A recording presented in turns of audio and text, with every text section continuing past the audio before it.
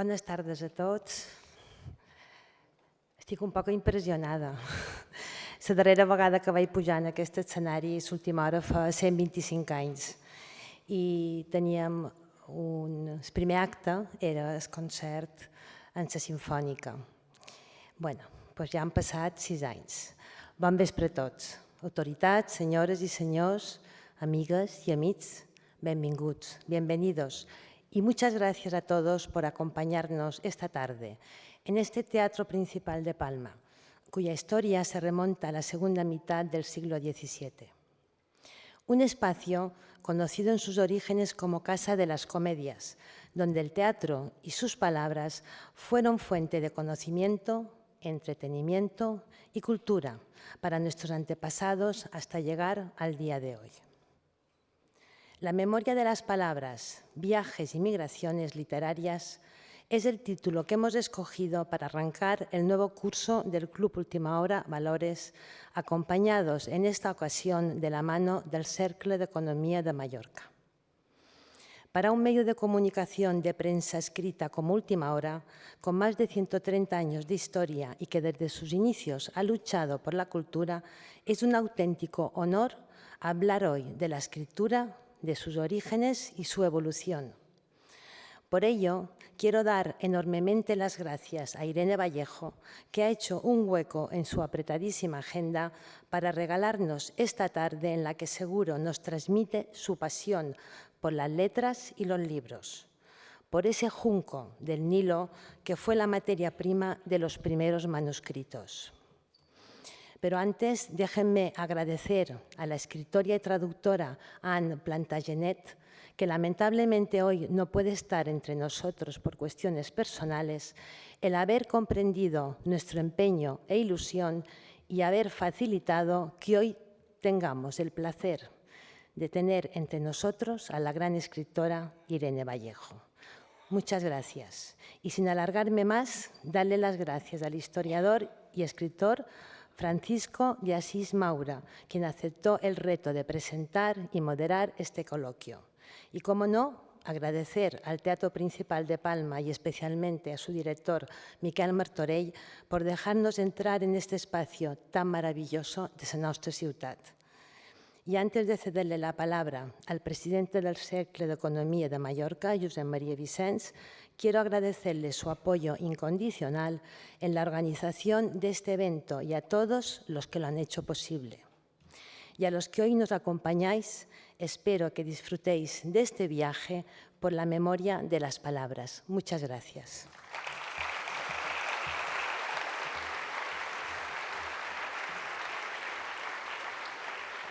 Bon vespre a tothom. Buenas tardes a todo el mundo y muchas gracias por venir y acompañarnos en un día tan especial. Como ha dicho Carmen, es impresionante. Pensaba que los neurofisiólogos comentan que el cerebro nos empieza a funcionar poco antes de nacer. Hay hospitales que ya leen a los niños prematuros, pero se nos para cuando tenemos que hablar en público. Presidenta del Grupo Serra, estimada Carme, admirada Irene, autoridades, amigos y amigas del Club Última Hora y del Cercle, que hacéis posible actos tan importantes como este. Amigas y amigos todos. La revolución original del conocimiento no llegó con el microchip, ni con los ordenadores, ni tan siquiera con la inteligencia artificial generativa. ¡Ay, ay! Sino que lo hizo, brotó, con el alfabeto mágico y la escritura creativa. Innovaciones sucesivas y progresivas, el humo, la piedra, la arcilla, el papiro, el pergamino, el papel como este, permitieron escribir y transmitir y conservar nuestra imaginación y nuestros sueños, hasta que el reinvento de Gutenberg, la imprenta, puso la información a disposición de las masas. Transfundimos así masivamente pensamientos y creencias en las venas del mundo. Y eso desencadenó una explosión de ideas, de consecuencias inimaginables y efectos impredecibles. Aquella chispa impulsó y propulsó el progreso social, científico y literario, o viceversa. Recuerden que los escritores llegan a la luna o al fondo del mar un siglo antes que los astronautas o los submarinos, y de alguna forma Todos nosotros formamos parte de esa onda expansiva que ahora aquí nos aglutina. Sin palabras y sin los libros no estaríamos hoy aquí. Hoy, por tanto, es un día muy alegre y muy feliz, un día extraordinario y muy especial para todos, pero también una experiencia muy difícil de conseguir, tanto que para hacerla posible y con el Grupo Serra sumamos en su día ilusiones, deseos y fuerzas. Muchas gracias, Carmen. Y elegimos para la solemne ocasión, y no al azar, un espacio de suyo eminente, el principal teatro de nuestra ciudad, gracias a su director, Miquel Martorell, y a su patronato, un teatro que se llamó de la Princesa y fue inaugurado por una reina hace más de 3 siglos y que hoy tan amablemente nos recoge y acoge bajo la luminosa mirada de las musas y de Helios, la divinidad celestial que tanto veneramos residentes y visitantes en esta tierra insular. Una tierra del mar de Herodoto, pero también del mar de Ramon Llull, de rondalles, de siureis, de escritores, poetas y pintores, el mar de la historia, el mar de nuestra historia, el Mare Nostrum. Si el infinito cabe en un junco, la admiración que sentíamos en las islas por nuestra invitada de honor y esta nutrida y distinguida representación de 700 personas es la prueba, no cabía en nuestras salas habituales.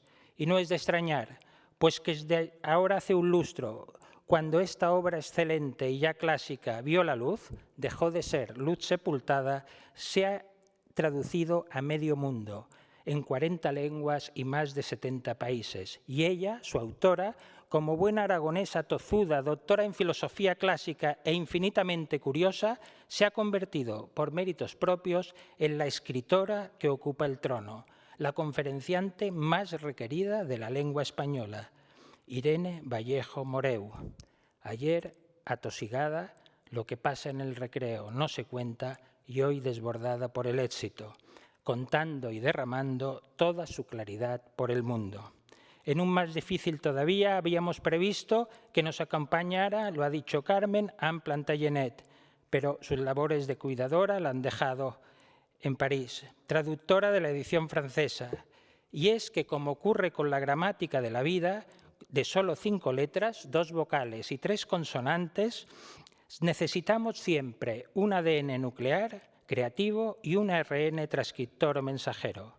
Si con este minúsculo alfabeto genético, que se cuenta con los dedos de una mano, la naturaleza es capaz de crear elefantes, monos o juncos pensantes, como nos definió el excepcional Pascal, ¿qué no harán ellas, escritoras y traductoras, peleando con alfabetos de 27 o 42 letras, puntos, comas, diéresis y miles de palabras?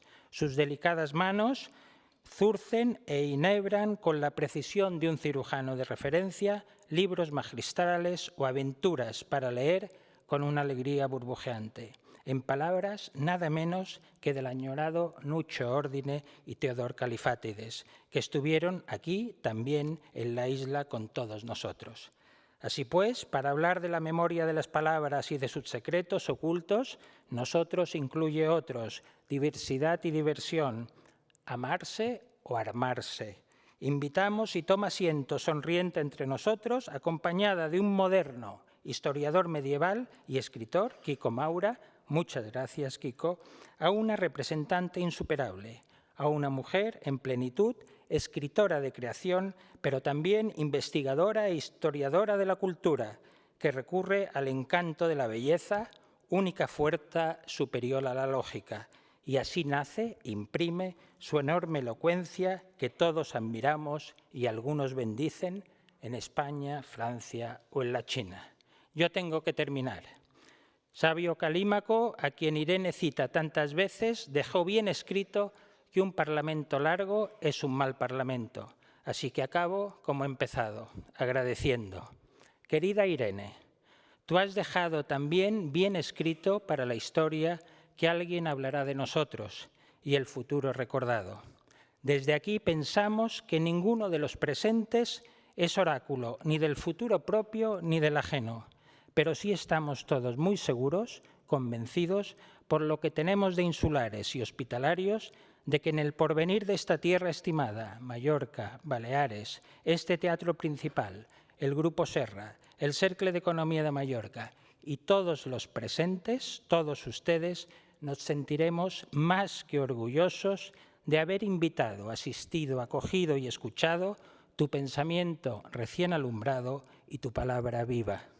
Así pues, en nombre de las 700 personas, muchísimas gracias por aceptar nuestra invitación a Dúo, una mujer de palabras y de palabra.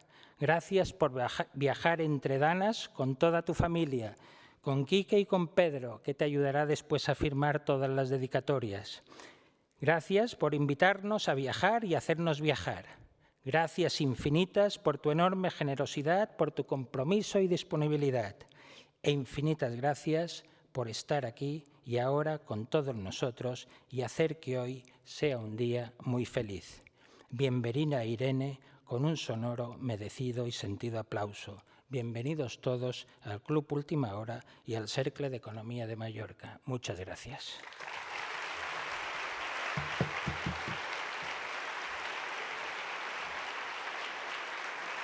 Muy buenas tardes a todos y todas, amigos, amigas, amantes de la literatura, la cultura y la vida. Seré muy breve porque sé que queréis escuchar las palabras mágicas de Irene. Tan solo deciros que hoy es un día mágico y único del que formaremos parte todos para siempre. Tenemos con nosotros a un ser humano extraordinario y a una mujer excelente, Irene Vallejo. Aún así también quiero acordarme de nuestra querida Anne Plantagenet, porque no ha podido asistir hoy por motivos personales, pero su aura está aquí. Su magnetismo como mujer escritora y traductora también estará aquí y el coloquio de alguna forma será a tres voces, seguirá siendo a tres voces. Eso sí, hoy Irene capitaneará el barco de la palabra escrita y hablada. Será faro y puerto, senda y memoria. Y nosotros tendremos el privilegio de escuchar a esta mágica tejedora de esperanza, peregrina de la belleza y hacedora de mundos. Quiero también agradecer de todo corazón al Club Valors Última Hora por ayudarnos a organizar este tipo de eventos, porque sin ellos esto sería realmente imposible. También agradecer al Teatro Principal que haya abierto las puertas a la literatura y a la cultura, y sobre todo a todos ustedes, que han asistido hoy aquí para seguir aprendiendo, para escuchar y para ser más humanos todavía, si es eso posible. Hoy navegaremos por la memoria de las palabras.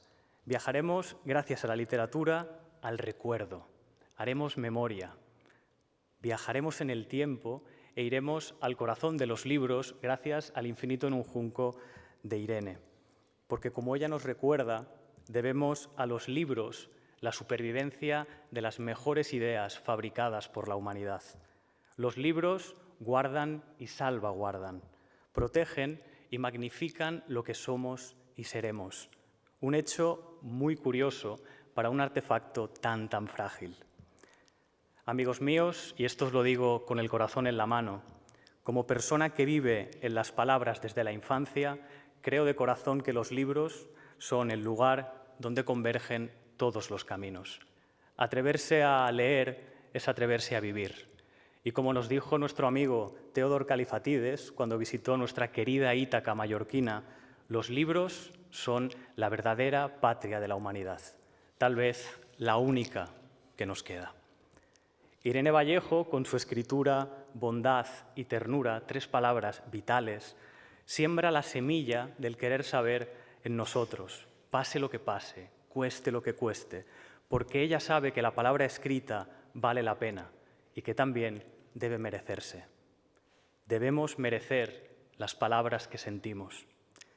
Como veis en el título, tenemos tres grandes columnas: viaje, memoria y literatura. Y en estas tres palabras viven Antonio Machado y Cavafis, Borges y Safo, Homero y Séneca, porque todos descendemos de aquellos griegos y romanos que se atrevieron a pensar, que se atrevieron a escribir. Fuimos fundados por ellos hace 2500 años y no los hemos superado todavía. Y mira que lo estamos intentando, pero no lo conseguimos. Nuestra primera madre fue Grecia, como bien escribe Irene, y como han hecho las madres a lo largo de los tiempos, han contado y vertido historias en los oídos de sus hijos e hijas y han ido fundando la incorruptible y eterna dinastía de las palabras. Mi madre, todas las madres, son esas fundadoras de historias. Irene lo es, Anne Plantagenet también lo es. Ellas son el cordón umbilical que nos une al tiempo.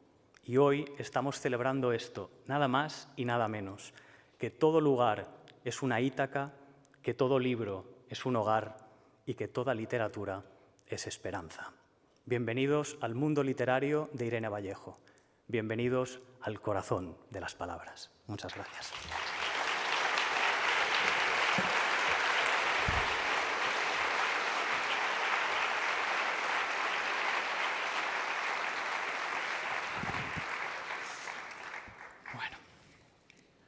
¿Se me escucha bien? Vale. José Antonio Marina nos dijo que esta era la pregunta más importante que uno debía realizar antes de hablar delante de un público elevado y mayoritario. Si me escucháis bien, fantástico. Yo creo que, Irene, sí, la pregunta más fácil que podemos hacer es ¿cómo te sientes? ¿Cómo estás? ¿Cómo estás? Bueno, querría empezar pronunciando una palabra que es la que me evoca esta tarde, esta sala, este teatro, y es esperanza, porque cuando yo empecé a escribir El infinito en un junco se decía que los libros se acababan, que estábamos ante el abismo del fin de la lectura, que cambiaba la época, que las personas que seguíamos amando esos antiguos artefactos estábamos quedándonos obsoletos, y que las pantallas y el abanico de propuestas de ocio iban a acabar con ese ejercicio sereno y reposado de la lectura. Eso decían, y a mí me gustaría que esas personas que con tanta confianza en sí mismos lo afirmaban estuvieran esta tarde en este teatro viendo cómo la literatura y los libros todavía pueden llenar espacios como este y demostrar que el papel, la palabra escrita, no decaen, no amainan, no se rinden y que siguen uniendo a las personas con vínculos, como decía Kiko, de humanidad. Y eso creo que hay que celebrarlo, dándoles las gracias a todos ustedes por haber venido al teatro, por abrirnos las puertas. Kiko, gracias por esa presentación, por esa sensibilidad exquisita que van ustedes a disfrutar durante toda la conversación. Es un lujo que te entreviste un compañero escritor y una persona que vive tan intensamente las palabras como se muestra en cada gesto y en cada sonrisa de Kiko. Y muchas gracias, por supuesto, a mis anfitriones, al Cercle de Economía de Mallorca, al Club Última Hora, que han hecho posible esta invitación, a Carmen Serra, a Josep Vicens, que nos han dado la bienvenida tan cálidamente y que además tengo que decir que han abierto los brazos de esta invitación ya hace mucho tiempo y por cuestiones de agenda y de viajes no ha sido posible hasta hoy. La Dana amenazó con frustrarlo, pero ahora me siento feliz de estar con ustedes y un poco sorprendida de haber tardado tanto en venir, porque después de haber paseado durante unas horas por la isla me reprocho que no sea la segunda o la tercera vez que vengo. Así que muy, muy feliz, muy agradecida. Creo que todos los que estamos hoy aquí estamos agradecidos, estupefactos, alegres. Hay tantas palabras que pueden definir, Irene, el tenerte aquí con todos nosotros y lo más importante, que la gente pueda escucharte. Es vital. Yo te lo comentaba en nuestros paseos por Palma. Cuando te leí, sobre todo El infinito en un junco, me sentí menos solo al instante. Supe que había esa voz que nos representaba a todos los lectores, aunada en ti como persona escritora y después también en El infinito como libro que se puede exportar a todos los rincones del mundo. E incluso El infinito tuvo un origen. Todos los libros han tenido un origen. Entonces, a mí me encantaría preguntarte cuáles son esos primeros libros, Irene, que te configuran a ti como lectora en esa infancia tan bella que después nos tiene que llevar a todas partes. Sí, el origen es ese amor por las humanidades y por la literatura que sembró en mí mi madre. Y bueno, y además, haciendo un pequeño inciso, yo quisiera agradecer que un círculo de economistas y un grupo de empresarios apuesten de esta manera por las humanidades que yo tanto amo, demostrando que no son una extravagancia de unos cuantos locos apasionados por la escritura, sino que toda la sociedad se sustenta y se nutre de las humanidades, sea cual sea el oficio al que nos dediquemos y sea cual sea la vocación que abracemos. Así que esto me parece especialmente hermoso y conmovedor y lo agradezco a los medios de comunicación, al Círculo de Economistas de nuevo, que hayan hecho posible este encuentro y todos los precedentes, porque sé que antes de mí han venido aquí grandes figuras y grandes voces. Para mí el principio de todo, el érase una vez, el comienzo remoto es, por supuesto, la infancia, siempre lo es, y la voz de mi madre. La voz de mi madre contándome cuentos antes de que yo supiera leer. Y como mi casa estaba llena, rebosante de libros en todas las habitaciones, de periódicos, de revistas, ¿no? De todo lo que se pudiera leer, yo desde niña estaba muy intrigada por las páginas escritas y por las letras, que cuando yo las miraba abriendo los libros me parecían como filas de insectos caminando por una superficie blanca, pero esos misteriosos insectos que a mí no me decían nada y que estaban mudos, sin embargo a mis padres y en general a los adultos del mundo sabían contarles historias, cuentos, noticias, secretos, revelaciones. Y yo me preguntaba cómo sucedía ese fenómeno, ¿no? ¿Qué pasaba con esos hormigueros que yo no era capaz de descifrar, pero que entablaban conversaciones con mis padres y que mis padres pasaban horas mirando fijamente esas hileras de pequeños bichitos? Y así fue como yo insistí también en participar de ese secreto, de esa liturgia. Y mis padres, viendo que era tan ávida, empezaron a contarme cuentos antes de dormir. Se sentaban a la orilla de mi cama, como cuento en el infinito en un junco, y empezaba el mejor momento del día, que era el momento de las historias. Porque era un momento de absoluta intimidad y de felicidad y de fantasía y todos los miedos, todas las preocupaciones, el terror de los niños a la oscuridad desaparecían como por arte de magia detrás del hechizo de esas palabras. Y un buen día empezaron a contarme mitos de Grecia y Roma. Y allí es donde se produjo el auténtico flechazo. Todas las historias me habían gustado, pero esas historias del Mediterráneo tenían un ingrediente especial que inmediatamente me apasionó y me fascinó. Y así empezaron a contarme la Odisea, capítulo a capítulo, episodio a episodio, aventura a aventura, una cada noche que yo iba saboreando y degustando. Y por aquel entonces yo pensaba que el mar Mediterráneo era un mar de fantasía, que no existía en el mundo. De la misma manera que no existían Narnia, el país del Señor de los Anillos o el país de las maravillas de Alicia. Y cuando me enteré que ese mar sí que existía de verdad, que te podías bañar en él, que además estaba tan cerca de la ciudad donde vivía, me pareció como si se hubiera hecho realidad un sueño, ¿no? El mar de las sirenas era un mar real, el mar de los cíclopes, el mar de las islas, el mar de los lestrigones, ¿no? El mar de los feacios, el mar de los naufragios, el mar del saco de los vientos. Todo aquello era tan fabuloso que cómo podía existir en la realidad. Y yo creo que de esa manera me hice filóloga clásica, mucho antes de conocer esa palabra, filología, pero por una íntima convicción de que en ese mar de todos los trayectos, de todas las historias, de todas las leyendas, ¿no? era donde se ocultaba el secreto del origen de nuestras literaturas y del amor por las palabras. Y yo creo que eso es lo que fui a buscar en filología clásica, y este amor duradero al Mediterráneo no se ha extinguido jamás. Oh, ¡qué maravilla! ¿Sabes? Escuchándote, creo que podemos compartir ese directamente, que todos estamos sonriendo sin parar, que se nos está cayendo ya la baba. ¡Qué maravilla! Irene, que compartas esto con nosotros.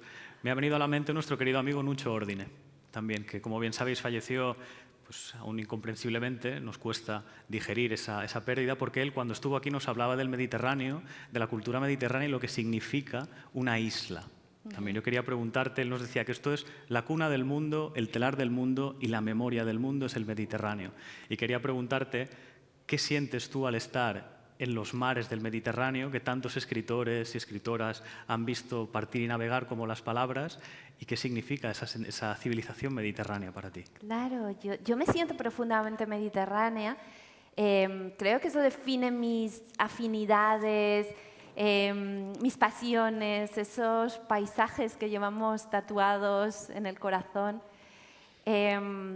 Y creo además que la isla es una bella metáfora, ¿no? Quizá el relato por antonomasia, que es la Odisea, ya habla del deseo de regresar a una isla y un camino, ¿no? por diversos lugares mágicos. En la Odisea la isla es el umbral hacia lo maravilloso, porque desaparece en algún momento Ulises, Odiseo, arrastrado por los vientos de una tempestad, ya pierde la orientación, desaparecen los horizontes geográficos nítidos y empieza a llegar a una isla tras otra, y cada una de esas islas es una revelación, es una aventura, es una prueba, es un desafío a la memoria, porque en realidad todas esas islas intentan alejar a Ulises, a Odiseo, del viaje a Ítaca, de ese retorno y de sus raíces.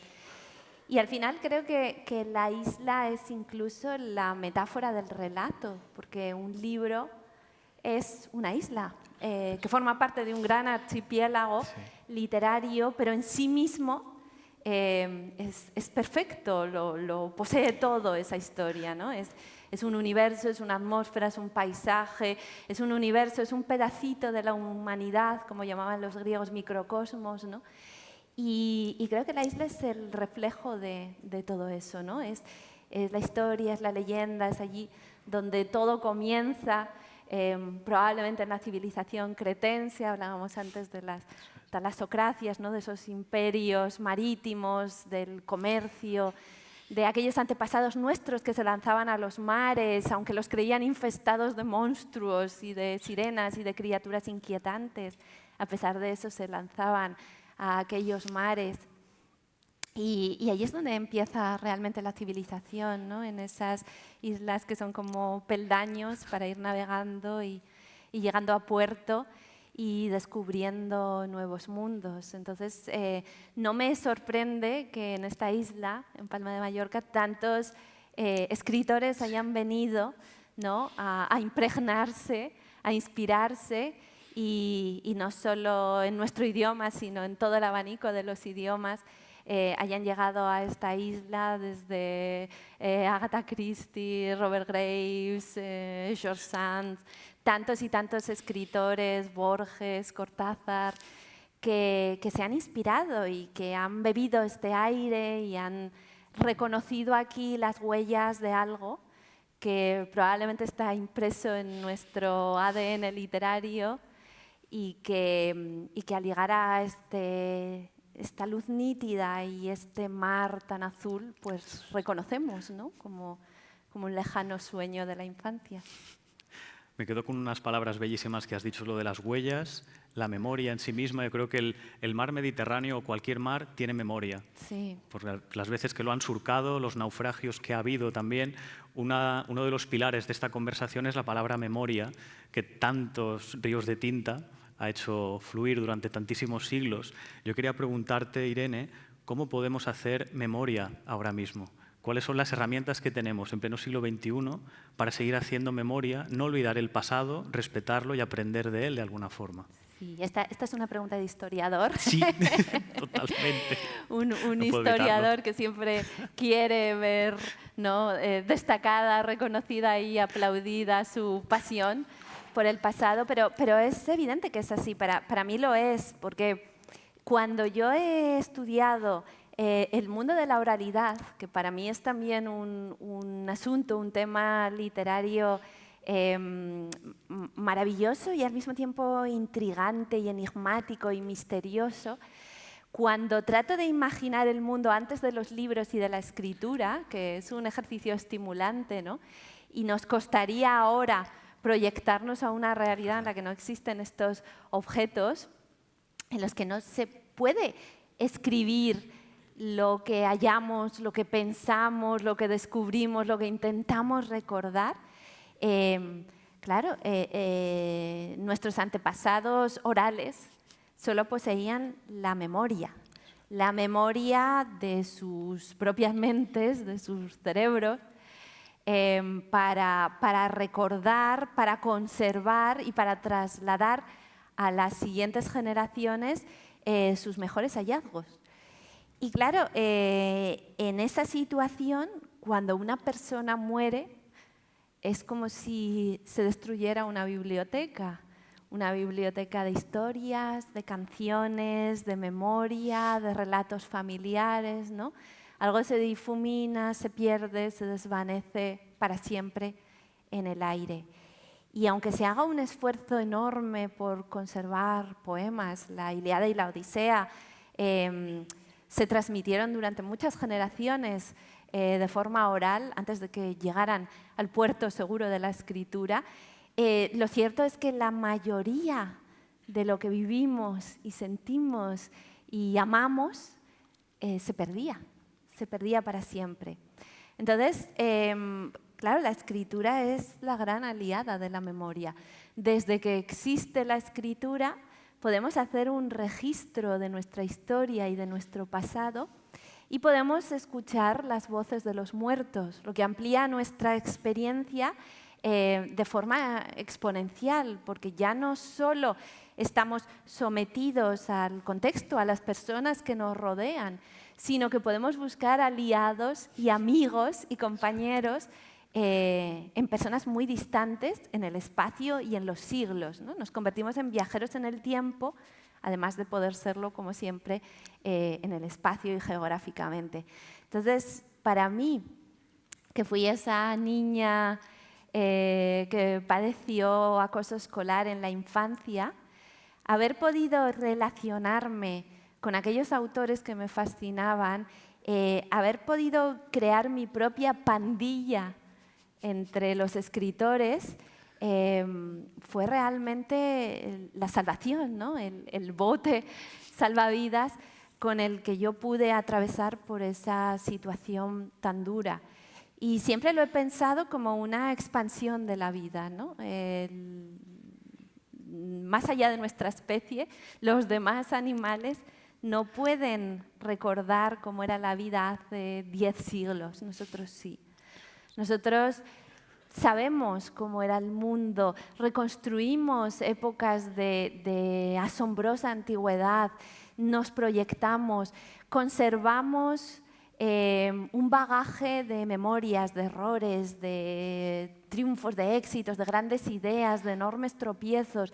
Y toda esa experiencia colectiva la anexionamos a nuestras propias vidas y de esa manera se amplían, se hacen mucho más extensas. Y estoy convencida además de que la capacidad de proyectar el futuro tiene mucho que ver con la experiencia acumulada que hemos conservado gracias a los libros y gracias a la memoria.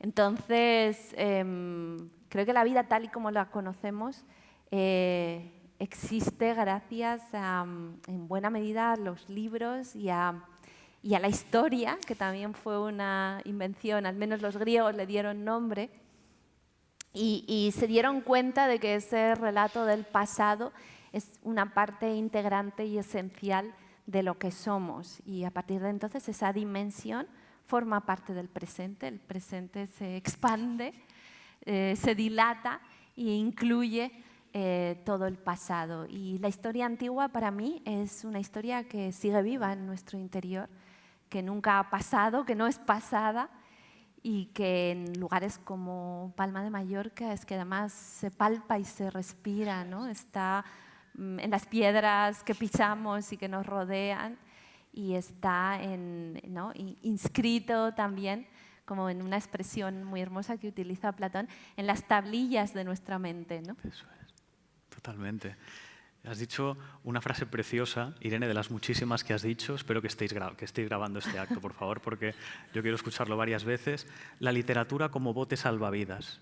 Es algo realmente bello, es una imagen que se nos dibuja, así estamos diciéndola en voz alta, y me viene a la mente una pregunta, es como, ¿recuerdas esas veces que un libro te ha sanado por completo? Que tú has ido a él, te ha curado, te ha dicho las palabras que necesitabas. Sí, no diría que fueran unas palabras concretas, pero a los libros que yo leía en la infancia les debo la idea, y esa idea fue esencial para salir con bien, de que el mundo era mucho más grande que el patio de colegio. Y el patio de colegio es una metáfora para lo que nos rodea, para lo que tenemos cerca, para lo que nos preocupa o nos agobia.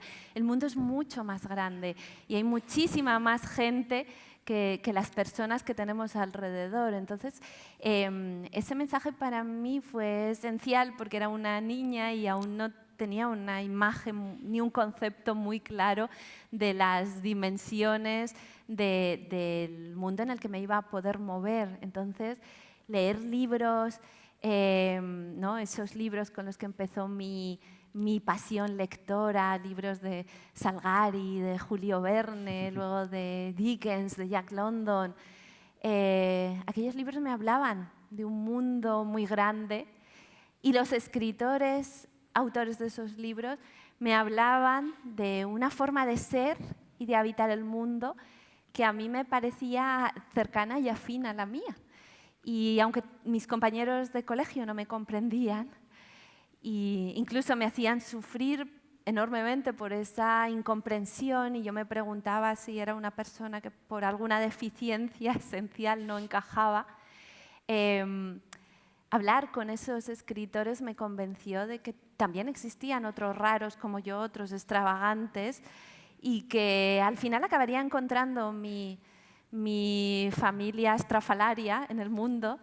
Y ese fue un mensaje muy, muy importante, pero además luego encontraba en los libros ese reflejo, ese espejo de personajes literarios que también se sentían incomprendidos y que también en los libros buscaban ese cobijo. Por ejemplo, La historia interminable, ¿no? Que es la historia del niño que salva al mundo de fantasía desde ese rincón de la escuela donde se ha refugiado de los niños que lo mortifican como me mortificaban a mí.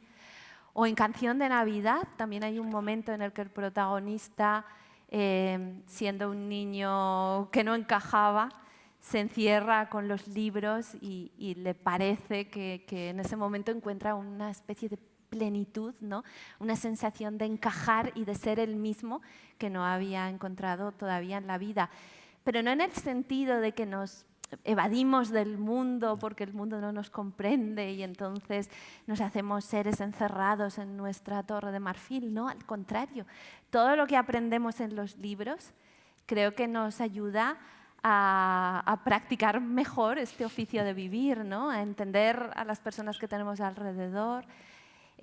Creo que leer es lo más cercano a estar dentro de la mente de otra persona y entender también sus ambiciones, sus pasiones, sus deseos, sus errores, sus aciertos. Y todo ese cúmulo de conocimientos nos ayuda a desenvolvernos mejor en el mundo. O sea, no es una huida en el sentido de escaparnos de la realidad, sino de retirarnos momentáneamente para adquirir toda una serie de herramientas y de estrategias que luego, a la vuelta, nos facilitarán, ¿no? Caminar con más desenvoltura por las pruebas y por las aventuras de la vida. Sí, sin duda alguna. Ahora, escuchándote, me has recordado a uno de los pasajes del Infinito en un junco en el que citas a Viktor Frankl, a Nico Frost, El hombre en busca del sentido, todos esos libros que se introdujeron dentro de los campos de concentración o que se escribieron dentro de los campos de concentración durante la Guerra Mundial y que literalmente salvaron vidas, Sí. más que los medicamentos incluso. Sí, sí, hay un libro, un testimonio del campo de exterminio de Dachau, que es muy impresionante, lo escribió un autor, un traductor neerlandés, Nico Roos, que es un diario de su experiencia y de su paso por ese campo. Y entonces, lo que él cuenta, el libro se titula Goethe en Dachau, y entonces él cuenta cómo va a parar al hospital del campo y en ese momento hay una epidemia de tifus terrible y están rodeados de muerte, de penalidades, de humillaciones y lo que hacen él y un grupo de otros intelectuales que habían ido a parar al campo de concentración es formar un club de lectura, que me parece, inicialmente podría parecer la decisión más absurda del mundo, jugarte la vida, porque si los descubrían juntos pensaban que estaban tramando alguna rebelión y los castigaban y los encarcelaban, pero ellos hacían todo lo posible para reunirse clandestinamente de noche, robando horas al sueño, para hablar de los libros que habían leído antes de entrar en el campo.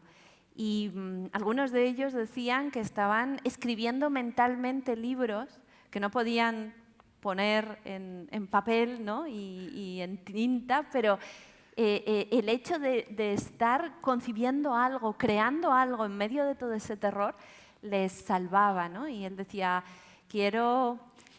confío en sobrevivir con la vitamina L, que era literatura, y la vitamina F, que era futuro. Porque la literatura tiene mucho que ver con esa perspectiva de futuro. Y ellos se negaban a que los humillaran y los deshumanizaran. Y entonces la idea que se les ocurre es este club de lectura clandestino donde cada uno recuerda libros que leyó, intenta reproducir los argumentos, las tramas, las emociones que le produjeron en su momento. Y es una forma también de mantener vivo ese pasado. Entonces me gusta pensar la idea de que la Unión Europea, porque son gente de distintas nacionalidades, expresándose en distintos idiomas, pudo nacer en ese club de lectura clandestino en los campos de concentración nazis. Y nombrabas a Viktor Frankl. Viktor Frankl, en El hombre en busca de sentido, defiende una idea que a mí me parece muy, muy novedosa, muy antiintuitiva, porque él dice que los que sobrevivían mejor en esas condiciones tan duras no eran las personas físicamente más fuertes, más robustas, que hubieran hecho más ejercicio, sino las que eran capaces de retirarse a lo que yo llamo una habitación interior y recordar en esa habitación interior experiencias estéticas, placeres, y eso les ayudaba a escaparse momentáneamente de esa situación tan dura. Y ese bagaje de recuerdos interiores que llevamos en la habitación interior que amueblamos lentamente con nuestras lecturas, con las obras de teatro, con el cine, con la música, con la contemplación de un cuadro, en un momento tan duro como este y tan terrible, esa habitación interior les daba fuerzas y les devolvía energía para afrontar lo que estaban viviendo. Entonces él decía, no son los más robustos físicamente los que mejor sobreviven, sino los más robustos interiormente. Y esa robustez, esa fuerza interior nos la dan las experiencias estéticas, de alguna manera también la ética, ¿no? Que se deriva de esas experiencias estéticas, el humanismo, habría dicho nuestro querido y añorado Nuccio Ordine, y ese humanismo que guardamos allí en esa habitación de la que solo nosotros tenemos la llave, pues es un refuerzo enorme para afrontar las pruebas más duras. Y bueno, pues todos esos testimonios que yo fui encontrando los quise recopilar y exponer en El infinito en un junco, precisamente para oponerme a quienes nos estaban diciendo en esos momentos que la cultura es superflua, que es lo primero que tenemos que recortar cuando llegan las crisis. Quien dice la cultura, dice la ciencia, dice la investigación, dice la curiosidad, la pasión por conocer. que es esencialmente lo que nos hace humanos y la fuerza con la que sobrevivimos a los momentos más duros y a las épocas más ásperas, como la pandemia, que fue cuando yo tuve esa sensación también de un encuentro muy especial con los lectores a través del Infinito en un junco. Sí, eso es. Nos das pie ahora también a introducirnos dentro de ese infinito, que siempre que he hablado con amigos y me decían, ya me he leído El infinito de Irene, y es muy borgiano esto. Sí. Se ha leído El infinito, qué bello El infinito de Irene, o sea que ya tienes como una especie de marca personal también muy bella, y es, como decíamos antes, todos los comienzos. ¿Cómo comienzas a hilar esas historias? ¿Cuándo ocurren? ¿Por qué? ¿Qué te mueve a escribir una obra de estas características, Irene? Tengo que decir que efectivamente El infinito es un homenaje a Borges, que Borges está dentro del libro como un fantasma amigable, ¿no? Que a mí me daba fuerzas para seguir, pensaba que su presencia de alguna manera hechizaba el libro. El concepto de infinito y de laberinto, que son los dos tan propios de Borges, y por cierto el laberinto nos lleva otra vez a Creta y otra vez a la isla, con que regresamos siempre al Érase una vez de esas historias. Escribí El infinito en un junco en uno de los peores momentos de mi vida, peores y también mejores desde algún punto de vista, ¿no? Porque acababa de nacer mi hijo Pedro, que está allí en uno de los palcos. Fantástico. Y su llegada al mundo fue muy difícil, necesitó mucha fuerza y mucho coraje para salir adelante, porque tenía graves problemas de salud y de hecho estuvo ingresado en la UCI neonatal del Hospital Miguel Servet de Zaragoza durante varios meses. Y digo que fue uno de los momentos peores de mi vida y más oscuros, porque yo temía por su suerte, vivía en la angustia, la espera de los médicos, las noticias que llegaban cada día. Y pensé que una vez más, como había sucedido en las épocas más ásperas de mi vida, escribir y leer serían mis mejores aliados. Digo que era una buena época porque en el hospital descubrí, en la UCI neonatal, un paisaje de colaboración humana y de generosidad que no había imaginado que existiera, porque los equipos de la UCI neonatal cuidaron a Pedro, nos cuidaron a nosotros, estaban diariamente esforzándose porque todos estos niños salieran adelante, sobrevivieran, y eso creo que también cambió mi mirada, ¿no? Me hizo pensar incluso en la historia de los libros como en esa tarea colectiva, ¿no? Las historias de la literatura suelen estar muy centradas en escritores y creadores, pero suelen olvidar a todas esas personas que hacen posibles, que devuelven la vida, que protegen, que hacen sobrevivir, que salvan a los libros. Y esas son personas en su mayoría anónimas y por supuesto, en primer lugar, lectores, pero también pienso en bibliotecarios, libreros, copistas, editores, espías, viajeros, inventores, científicos, ¿no? Todo ese universo alrededor de los libros que los nutre, que inventa mejoras para que sobreviven, que los colecciona, que los salva de la censura, de las hogueras. Y la experiencia del hospital me hizo pensar en términos más colectivos, ¿no? Como nada puede suceder realmente si no unimos fuerzas para hacerlo posible. Y esto sirve también para la literatura, para la creación, para la palabra, para las sociedades en el fondo. Y es tan hermoso que nos hayamos aliado para crear, para construir, para levantar esta sanidad pública que salvó a Pedro y sigue salvando todos los días a tantas personas, que bueno, eso me impactó profundamente. Y entonces quise contar esta historia, la historia del infinito en un junco, que tardó mucho en titularse El infinito en un junco, pero en aquel momento estaba en mi cabeza, bueno, en principio como una actividad terapéutica para mí, para sobrevivir a esa etapa tan dura, y luego también como una serie de homenajes un homenaje a mi madre, a mis maestras, a mi profesora de griego del instituto, a muchas mujeres y también hombres, pero muy especialmente a las mujeres porque no se suele reconocer tanto el papel intelectual de las mujeres. Un homenaje a las personas que salvan, ¿no? Que salvan en definitiva palabras, personas, emociones, vidas. Y eso se plasmó en El infinito en un junco porque lo estaba viviendo y lo estaba escribiendo mientras estaba en el hospital. Y además, en esa vida de casa a la UCI neonatal y vuelta a casa, que era una vida muy monótona, al mismo tiempo muy angustiosa, pero muy monótona porque se repetía la misma rutina todos los días, escribir este libro me ayudaba a viajar. Yo viajaba con la imaginación, viajaba a Alejandría, viajaba a Grecia, a Roma, a Egipto, a Oriente, y estaba constantemente sintiendo que allí tenía unas alas que se me habían cortado en la vida cotidiana. Pero al mismo tiempo estaba convencida de que iba a ser mi último libro, porque la vida se había puesto muy dura, porque tendría que cuidar a mi hijo, porque vivir de la literatura es tan difícil.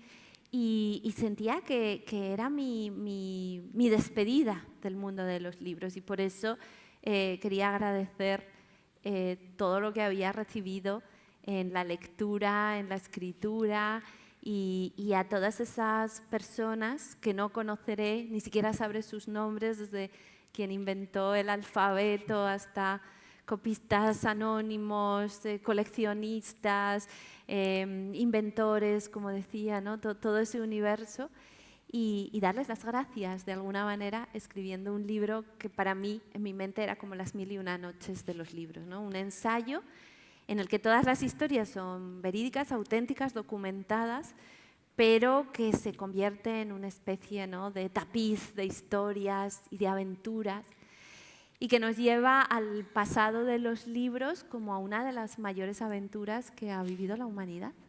Sin duda alguna. Irene, me has recordado ahora también a un invitado que tuvimos hace poco, Josep María Esquirol, el filósofo, que nos dijo que sin el otro no somos. Y ese otro suele ser muchas veces un anónimo, que es el que hasta que no hace algo por ti o no salva a alguien parece que no existe muchas veces. A lo que me lleva también a lo que se esconde detrás de El infinito en un junco y de cualquier libro, que son esos oficios en la sombra, que son editores, correctores, ilustradores. O sea, cómo se teje ese infinito. Se reconoce a Irene en la portada, pero también me encantaría que habláramos de esas personas que no están en la portada y no sale su nombre. Sí. Y de hecho tenemos hoy a Chisca Mas, una amiga muy importante de Irene, que ha hecho una adaptación. Exacto, sí. Normalmente de los libros se destaca a una sola persona, una voz, ¿no? El escritor, que parecería el creador, el émulo de Dios que fabrica mundos. Pero la realidad es que todos los libros son una suma de influencias, de encuentros, de trabajo compartido, de aprendizajes, y eso nunca se hace solo, ¿no? Y en primer lugar está la educación, que para mí es como la vanguardia de todo. Y qué habría sido de mí sin todas las personas, todos mis maestros y maestras que me han enseñado lo que he necesitado para después poder construir mis libros y hacer realidad mi sueño de la literatura. Y luego, una vez que realmente escribes, escribes en compañía de muchas personas, escribes con un editor que te ayuda a pulir y a mejorar el libro. Los libros hacen camino gracias a los traductores. Hoy tendría que estar aquí Anne Plantagenet, que es mi traductora al francés, siendo ella además una escritora, una novelista. Me gusta mucho cuando ella cuenta que divide el día en dos partes y por la mañana trabaja escribiendo y por la tarde traduciendo, ¿no? O sea, son como sus dos vidas. Y entonces ella le suele decir que me ha regalado la patria de su idioma. a mis libros. ¿Qué serían los libros sin los traductores? ¿Qué seríamos nosotros, lectores, sin todos esos libros que se escribieron en lenguas que ignoramos y que solo hemos podido leer porque alguien ha sido tan generoso de dedicar su tiempo a trasladarlo a nuestro idioma y además engalanarlo con los mejores recursos y con todas las posibilidades de nuestra lengua? Y, por supuesto, están ilustradores, encuadernadores, distribuidores, libreros. Es realmente una cadena enorme de gente que todos nosotros ponemos lo mejor de nuestra sabiduría y de nuestros conocimientos para hacer que los libros florezcan y que lleguen a sus manos. Entonces, en realidad es mucho más colectivo de lo que nos imaginamos. Y uno de mis vínculos con esta ciudad, con Palma de Mallorca, es la guionista de la adaptación que hemos hecho al cómic del Infinito en un junco, que es otra traducción, ¿no? De alguna manera una migración del Infinito en un junco a un nuevo formato, con las ilustraciones de Tito Alba, pero además fue necesario trasladar todo el lenguaje al ritmo, al tempo, al humor, ¿no? a los recursos propios del cómic. Yo no los conocía, siendo como soy lectora desde la infancia de cómic y de tebeos, pero no los conocía y ha sido gracias a Xisca Mas, que está aquí en primera fila y para la que pido un aplauso especial. Claro que sí.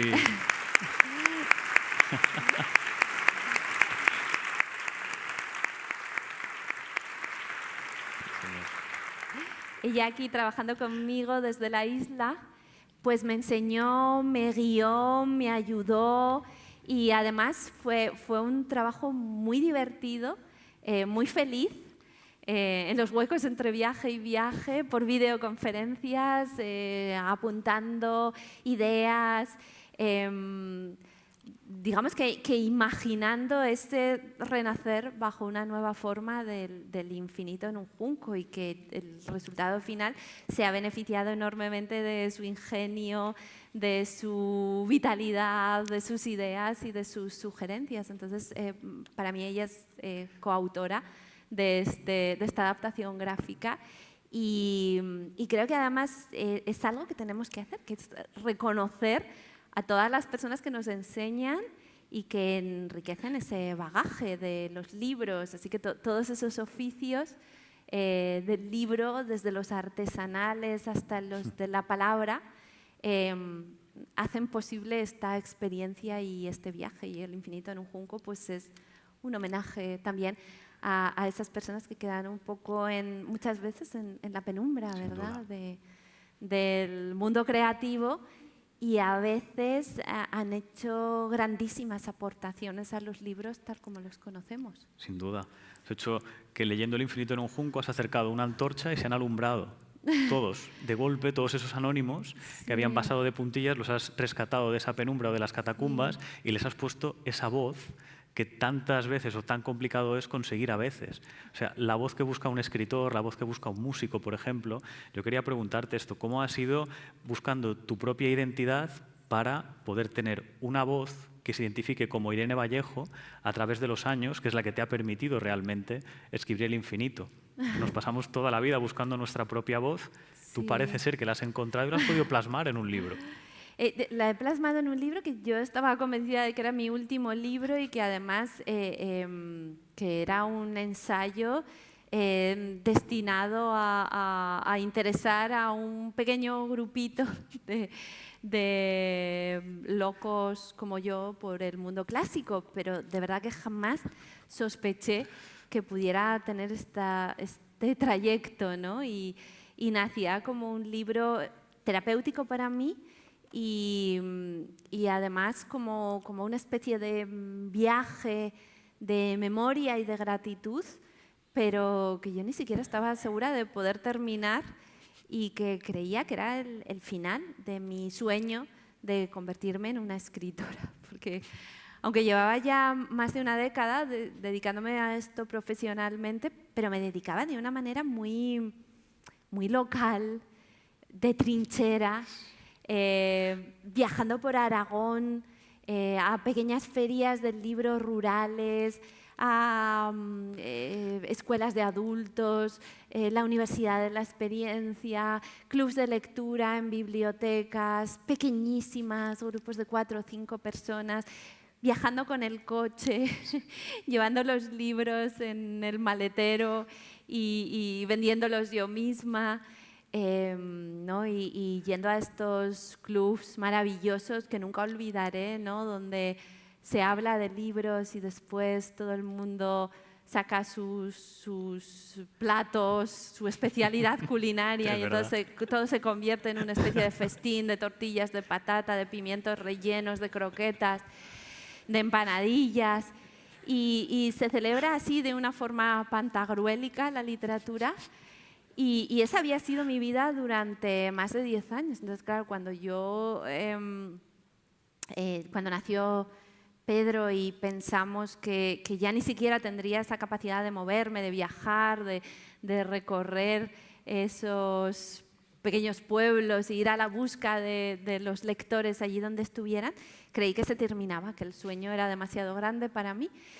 Y entonces escribí El infinito en un junco con esa libertad en el fondo, de las bajas expectativas, porque yo no pensaba que ese libro fuera a ningún sitio y entonces me di permiso para explayarme en mis excentricidades, en lo que a mí siempre me había apasionado, sin pensar en absoluto ni en las modas, ni en el mercado, ni en las editoriales, ni por supuesto en las traducciones que estaban totalmente fuera de mi vista y de mi imaginación. Y es curioso que quizá cuando más me olvidé de todo eso que nos constriñe, que nos preocupa, que nos angustia, de las posibilidades del éxito, cuando lo descarté totalmente, fue cuando encontré mi voz, ¿no? La encontré cuando pensé, voy a escribir esta historia de los libros con la voz con la que mi madre me contaba los cuentos de infancia. Y entonces va a ser, voy a reunir aquí todo lo que yo he descubierto durante un largo tiempo que dediqué a la investigación universitaria en filología antes de abandonar la universidad, y fueron mi tesis doctoral y años de publicaciones.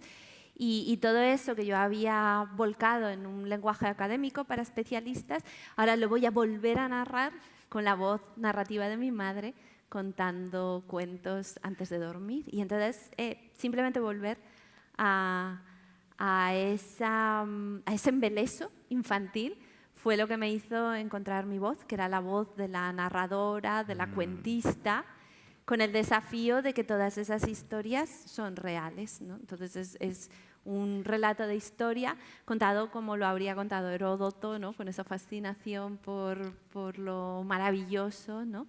No con el tono aséptico de la investigación científica, sino como lo habría contado un Aedo, un juglar antiguo, como lo contaba mi madre, que es mi juglar favorito, ¿no? Sí. Dices Mano firme de algodón, que es preciosa la dedicatoria que le dedicas a ella también. Y es una pregunta que me encantaría hacerte, porque sé que entre el público hay muchos escritores también que nos morimos de ganas por preguntarte acerca de tus procesos creativos. ¿Cómo escribe Irene Vallejo cuando está sola en su habitación, con sus antepasados, su memoria, su madre que le susurra esas historias? ¿Cómo planteas una novela de estas características empezando desde la base, desde la nada? Sí, a ver, de lo que he dicho anteriormente, para todos los escritores que están aquí, creo que el mejor consejo que puedo dar es relajarse, porque a veces nos angustiamos, escribimos con la sensación, ¿no? con esa especie de pregunta resonando dentro: ¿valgo para esto? ¿No valgo para esto? ¿Soy bueno? ¿No soy bueno? Y cuando te liberas de ese lastre y de esa mochila y no piensas en ti mismo, sino piensas en la historia que quieres contar y en esa, ¿no? y casi la estás contemplando hechizado, sin ambiciones, ha sido cuando yo me he sentido más cómoda y he podido escribir mejor, ¿no? En un momento en el que mi ansiedad principal era otra.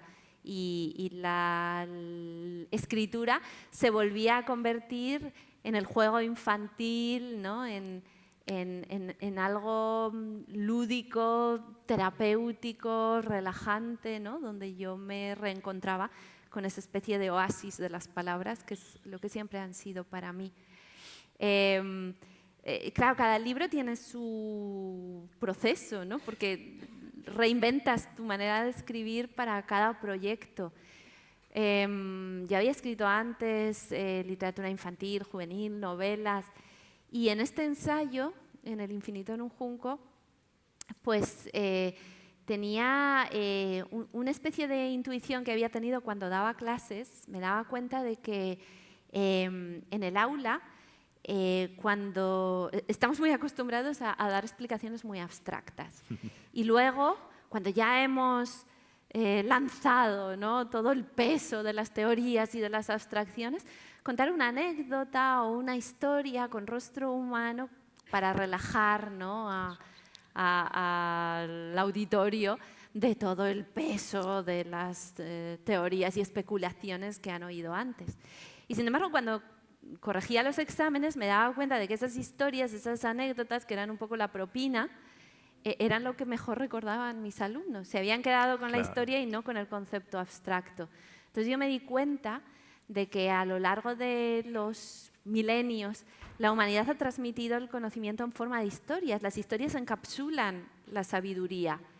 Y en la época oral, que no había libros de texto ni publicaciones científicas, todo el conocimiento, incluso el conocimiento agrícola, el conocimiento de navegación, incluso los saberes técnicos, estaban en las historias y en los relatos. Y la Ilíada y la Odisea, además de ser unas historias maravillosas, contienen como una especie de galaxia de pequeños conocimientos sobre ética, sobre navegación, sobre la forma de dirigirte a una persona anciana, sobre cuáles son tus obligaciones hacia los tuyos, hacia tu familia. Se habla de agricultura, se habla de paz, se habla de guerra, se habla de estrategia, se habla de gobierno, ¿no? y de cómo resolver incluso conflictos entre personas. Entonces son como grandes enciclopedias. Y yo dije, ¿y si después de todo nuestros antepasados tenían razón cuando transmitían a través de cuentos, de fábulas, de poemas épicos, de relatos, todo lo que sabían sobre el mundo? Y si en vez de empeñarnos en abstraer las ideas, las intentamos incorporar a historias en movimiento, con rostro humano, que movilicen la memoria porque emocionan, y la emoción y la memoria están ampliamente relacionadas, ¿no? Y entonces no hay nada que recordemos mejor que aquello que nos conmueve y que nos llega y que nos ¿no? y que entronca con nuestras experiencias o con nuestras expectativas o con nuestros miedos. Entonces yo decidí escribir este ensayo en el que todos mis conocimientos, el reto era contarlos en forma de historias y de relatos y con personajes, y entonces ir encontrando esas historias, esos momentos, esos escenarios, esos enclaves, esas encrucijadas, ¿no?, donde esos conocimientos se hacen humanos, enormemente humanos, y encontrar el lenguaje adecuado para que toda la historia fluya a través de historias, y no solo de las historias de los grandes guerreros y emperadores y reyes, sino esa historia que es mucho más difícil, que es la historia de las personas anónimas, ¿no?, de la vida cotidiana, de esa momia egipcia que hemos encontrado, que se hizo enterrar con, ¿no?, los papiros con los que enterraron a la momia, eran textos literarios porque se quería ir al otro mundo con sus libros favoritos, con sus versos favoritos. ¿Qué nos está contando eso de una humanidad cuyos nombres se han perdido en el olvido, pero ha quedado ese testimonio profundo y humano de amor a los libros, ¿no? Y entonces, buscando en todos los textos históricos, en todos los testimonios, en la epigrafía, en la arqueología, en los textos como filóloga, todas esas historias y todos esos rastros y todos esos ecos de los lectores que somos nosotros hoy, apasionados, pero que vivieron hace siglos, incluso hace milenios. Y entonces, bueno, con esa idea de fabulación y al mismo tiempo de relato histórico, que cuente nuestro pasado y nuestra aventura colectiva, y estaba el reto de escribir el libro. Y entonces el mayor desafío fue la estructura. Claro. La estructura de cómo conseguir que todas esas historias produjeran esa sensación de mosaico, pero al mismo tiempo de no perder el hilo narrativo, ¿no? Y de saltar en el tiempo, pero evitar la sensación de vértigo, y de llevarnos a todos los rincones, pero al mismo tiempo recordarnos cuál es nuestro centro de gravedad. Y por eso yo tenía pues, la pared del despacho, del cuarto donde yo escribía, cubierta con un trozo de papel de embalar, y allí con unos posits de distintos colores, uno digamos para cada concepto del libro, biografías, invenciones relacionadas con el libro, películas, música, novela o literatura contemporánea, autobiografía, aspectos más de reconstrucción histórica. Cada una tenía asignado un color, y entonces yo iba apuntando lo que quería contar y me hacía el mapa del libro. Y pasé mucho, pero mucho tiempo delante de ese mapa cambiando los posits de sitio para ver qué pasaba, si esto lo contaba al lado de esto, y para asegurarme de que no había demasiados posits del mismo color juntos, y eso garantizaba la variedad, ¿no? Y entonces yo iba haciendo esos juegos y claro, ese mapa del libro lo iba escribiendo, pero al mismo tiempo iba cambiando a medida que escribía lo que seguía. Mientras tanto, Pedro aprendió a gatear y a escalar y a trepar, y entonces su sitio favorito de la casa era, por supuesto, el mapa del libro. Y aunque lo tenía prohibido, pues iba allí y arrancaba los posits, y le encantaba hacerlos así, sí. Entonces tenía un saboteador en casa y lo veía llegar con las manos llenas de posits arrugados, y ya sabía que el mapa del libro había sufrido un ataque y que había que ir a reconstruirlo, y al final ya tuve que empezar a fotografiarlo o a cubrirlo con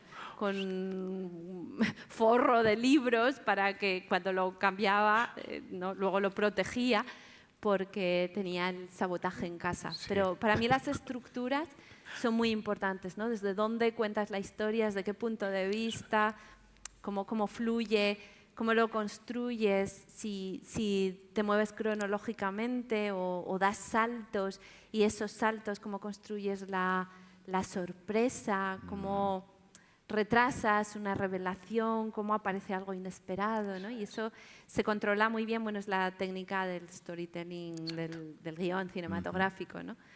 Pero a mí me fue muy útil porque era un material muy complejo, y de esa manera tenía un poco la sensación de estarlo viendo en perspectiva y poder jugar constantemente con los elementos que aparecían y reaparecían, o con los que iba guardándome como bazas para el final del libro. Qué maravilla. Espero que hayáis tomado nota, amigos escritores, para las futuras estructuras de los libros y novelas. Pero hay que reconocer que lo que a mí me ha servido puede que no sirva en absoluto. O sea, es que cada cual tiene que inventar su camino, de la creación y también el de la investigación se tienen que corresponder con vuestra forma de ser. Y yo no creo en las recetas, creo en comunicar lo que a mí me ha servido, por si a alguien le puede ser remotamente útil en algún momento, pero lo importante es experimentar y jugar, ¿no? Porque para mí el arte es esencialmente la conexión adulta con el juego infantil. Eso es. Y dentro del infinito tenemos, y vemos ese juego que haces constantemente también, tenemos momentos muy emotivos, mucho de estos de lagrimita, porque yo lo confieso delante de todas estas personas, me he emocionado y se me han caído lágrimas de sincera emoción leyendo el infinito. Sobre todo hay un pasaje que a mí me llegó al alma, Irene, que es cuando hablas de tu profe, de tu maestra, y como sé que también aquí hay muchísimos profesores y profesoras, y a veces están en la sombra, muchas veces, me encantaría pues, que nos ilustraras un poco acerca de ese pasaje y lo que significan los profesores para ti. Sí, tuve la suerte en el Instituto Goya de Zaragoza, donde estudié, después de la experiencia traumática del colegio y del acoso escolar, donde yo me había sentido muy herida y la forma de salir a flote o la estrategia que había encontrado fue la de camuflarme, la de no intervenir nunca en clase, pasar lo más desapercibida posible, perfil bajísimo, e intentar de esa manera que nadie se acordase de mi presencia y no me agrediesen. Entonces ese era un poco el espíritu con el que yo llegué al instituto, con la sensación de que yo no debía nunca mostrar cómo era y sobre todo no exteriorizar mi curiosidad, guardarla dentro, sí, no sofocarla, seguir nutriéndola, pero sentía que si la exteriorizaba probablemente iba a sufrir persecución, ¿no? Y entonces llegué muy acorazada, muy herida al instituto, y ahí tuve la suerte de encontrar varias profesoras, que fueron todas ellas mujeres, mi profesora Inocencia, mi profesora de filosofía, Carmen, mi profesora de lengua y literatura, y Pilar Iranzo, mi profesora de griego, que me devolvieron la alegría, fueron para mí un modelo de mujeres que mostraban abiertamente su afán de saber sin arrepentirse, sin timidez, sin avergonzarse. Y eso fue una revolución mental para mí en ese momento. Y yo recuerdo haber pensado, yo quiero ser como estas mujeres. Yo quiero ser una mujer sabia como son ellas y alguien que no se oculta y que no tiene que avergonzarse de esas ganas de saber. Entonces yo creo que de alguna manera esa coraza con la que yo llegaba, ellas la fueron abriendo pétalo a pétalo y volvió otra vez a fluir esa alegría de aprender. Y eso es algo que les agradeceré eternamente. Luego en la universidad y en mis doctorados he podido aprender de mentes maravillosas, pero esa transformación, esa liberación que disfruté en el instituto gracias a ese grupo de profesoras, es algo que cambió totalmente el rumbo de mi vida. Entonces, en El infinito en un junco yo quería que estuviera el homenaje a esa profesora de griego, especialmente a ella, porque había muerto poco antes, yo había mantenido contacto con ella todos esos años, murió muy prematuramente y entonces supe a través de las personas que la conocían más de su historia pasada y tenía una historia personal dura. Y entonces yo pensé, a pesar de las dificultades que afrontaba, llegaba al aula y era para nosotros ese imán de conocimiento, esa persona convencida de que merecíamos aprender y todavía se lo agradecí más y quise convertirla en un personaje del libro porque para mí había sido esencial, pero porque ella encarna a todas esas personas que en la educación nos cambian la vida. Qué diferente es, porque al final si acabas preguntando a alguien por qué se ha dedicado a lo que se ha dedicado, siempre suele haber allí un profesor que despertó esa pasión, ¿no? Y probablemente si en lugar de tener esa epifanía con la profesora de griego la hubiera tenido con la de física, pues mi vida hubiera sido totalmente distinta, ¿no? Que la física me encantaba también, todo hay que decirlo, pero no sé, hay una capacidad de una conexión y además una conexión intergeneracional, que de esto no se habla tanto, porque cuando somos adolescentes parece que estamos muy obsesionados con los iguales, pero con los profesores hay una conexión intergeneracional que es algo muy hermoso y que a veces como adolescentes tampoco tenemos la capacidad de reflexión suficiente para verbalizarlo y agradecerlo. Y tenemos que reencontrarnos muchos años después con esos profesores para ser capaces de decirles que me cambiaste la vida, es que por ti soy lo que soy ahora, ¿no? Entonces, en este libro quise que estuviera contada esa historia que es también, creo, la de todos nosotros, o casi todos, ¿no?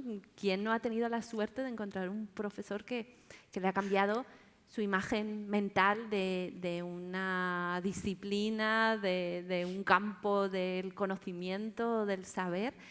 y eso ya dura para toda la vida, ¿no? Es como un faro. Totalmente. Y creo que esa experiencia que es tan común en todos nosotros, luego en la literatura no tiene tanta presencia, ¿no? Entonces yo quise darle ese lugar a Pilar y además en el cómic contacté con su familia, conseguimos fotografías de ella en ese momento para que aparezca su imagen y todas las personas, que son muchas, que a lo largo de los años fueron alumnos de Pilar, la han reconocido, su físico, su forma de mover las manos está dibujada en la viñeta y es una forma de hacer un homenaje a ella, pero a todas las Pilares que han existido en el mundo y estoy segura de que ahora aquí en este teatro hay Pilares que han cambiado la vida de sus alumnos y de las personas con las que han trabajado en un magisterio que se puede ejercer de muchas maneras. Y aquí además hay una persona, Carlos López Otín, que está en primera fila, que es alguien que es uno de estos faros, ¿no? Una persona que ha ejercido influencia, inspiración y magisterio y bueno, pues también de corazón un aplauso para él, por Hombre, favor, claro que porque sí. encarna Y a Pilar a todas también. estas personas y me hace muy feliz que esté aquí esta tarde. No, pues a mí esto me ha tocado mucho. Tuve un profesor de historia que se llama Manel Santana, que me ha dicho que vendría, no sé si está por aquí, pero simplemente quería agradecerle. Gràcies, Manel, per fer-me escriptor. Escriptor y historiador. Gràcies de tot cor. También si podéis por aplaudir favor, el aplauso para él, para porque todos. ya que estoy agradeciéndole a todo el mundo. Para las Pilares, para los Las Pilares, Manueles. Manel, sí. Como nos vamos acercando ya hacia el final de nuestro coloquio y nuestra conversación, a mí me encantaría preguntarte, Irene, también, pues, ¿qué le dirías a esos jóvenes lectores que están ahora comenzando también, se adentran en los primeros libros, ven que a lo mejor sus amigos no leen tanto y se tienen que meter dentro de ellos mismos? ¿Qué les dirías a esos jóvenes que tienen un libro en las manos? Una cosa que me gusta mucho hacer es visitar institutos, escuelas. En casi todos los viajes que he hecho para la promoción de las traducciones, pues he intentado que las editoriales busquen la manera de que haya algún encuentro con estudiantes en escuelas, en institutos y luego muchos en España con los programas de encuentros con escritores que organizan los institutos. Y tengo una experiencia que muchas veces estás hablando, dando la charla, compartiendo y tienes la sensación de que no hay mucha respuesta, pero luego suena la campana, ya se hace la foto, se disuelve y se quedan 3 o 4 que no se han atrevido a levantar la mano y a hacer ninguna pregunta, pero cuando ya se han ido todos sus compañeros, entonces se acercan y te dicen, es que a mí me gusta mucho escribir, es que a mí me gusta mucho leer, es que yo escribo poesía, es que a mí me encantaría algún día llegar a publicar. Y te das cuenta de que están ahí, pero que están camuflados, un poco como estaba yo cuando llegué al instituto, ¿no? Porque muchas veces la sensibilidad a esa edad de la adolescencia te hace vulnerable y se pueden reír de ti o se pueden burlar. Hay quien tiene la suerte de encontrar un grupo donde eso está bien visto y se comprende y se comparte, ¿no? Pero hay otras personas que piensan que reconocer que escriben o que escriben poesía va a hacer que se burlen de ellos, ¿no?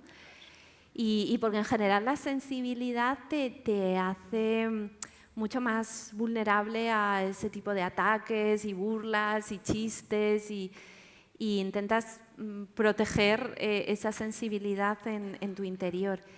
Y cuando ya nos reunimos con el grupito, yo siempre les digo que no renieguen jamás de esa sensibilidad, aunque les pueda parecer que los convierte en víctimas o en diana de más ataques, ¿no? Esa sensibilidad es un don y es un don que hagamos lo que hagamos, sea cual sea al final nuestra profesión, nuestra vida, eso nos ayuda a comunicar, a compartir, a estar en el mundo de una manera mucho más presente y viva y además estimula la creatividad, Entonces, que es algo de lo que no hay que renegar, de lo que no hay que avergonzarse, que no hay que asfixiar, sino todo lo contrario, es sentir que es un don, que es una bendición. Todas las bendiciones tienen a veces su lado peligroso, pero si realmente la cultivas, si confías en ella, en esa intuición que viene de la sensibilidad, te ayuda a vivir momentos de intensidad maravillosa, de disfrutar de la vida y luego de dejar detrás de ti también contribuciones, ¿no? Sean libros, sea música, sea dibujos, sea cualquier disciplina artística, interpretar con instrumentos o simplemente hacer tu trabajo de una manera más sensible, delicada y cuidada, que yo creo que eso siempre lo decía Nuccio Ordine, ¿no? Que el humanismo empieza por hacer bien tu trabajo. Decía, ¿qué es un humanista? El humanista empieza, es el que hace bien su trabajo. No bien para cubrir el expediente, sino bien poniendo allí algo que es mucho más profundo que simplemente el ganarse un salario, ¿no? Y esa pasión por lo que haces, luego en círculos concéntricos se va expandiendo a todo lo demás. Entonces, sí, yo lo que les digo es que no renieguen nunca de esa sensibilidad y me gustaría además, muchas veces les cuento todo lo que me pasó a mí, lo que sufrí con el acoso escolar, también para que vean que a veces esos que parecen los parias en los años de escuela o de instituto, pues luego van a ser los que van a encontrar caminos apasionantes en la vida. Entonces, ese es un poco el mensaje que les intento transmitir, ¿no? Que nunca se avergüencen de esa sensibilidad que les lleva a llorar con un libro o a emocionarse o a sentir que el corazón les palpita. ¡Qué maravilla! Para ir encauzando el final de nuestra conversación y dar paso a esas personas, porque contaremos ahora con unos 20-25 minutos de preguntas, podéis preguntar cualquier cosita que os pase por la mente e Irene las responderá con esa sensibilidad que la caracteriza. Solamente quería preguntarte ya para finalizar, Irene, que nos dieras un pequeño mensaje de esperanza para todas las personas que estamos aquí, lectores, maestros, editores también, de cómo ves el libro en un futuro, cómo va a ser un poco la vida del libro, y que nos des ese mensajito de esperanza para lo que viene.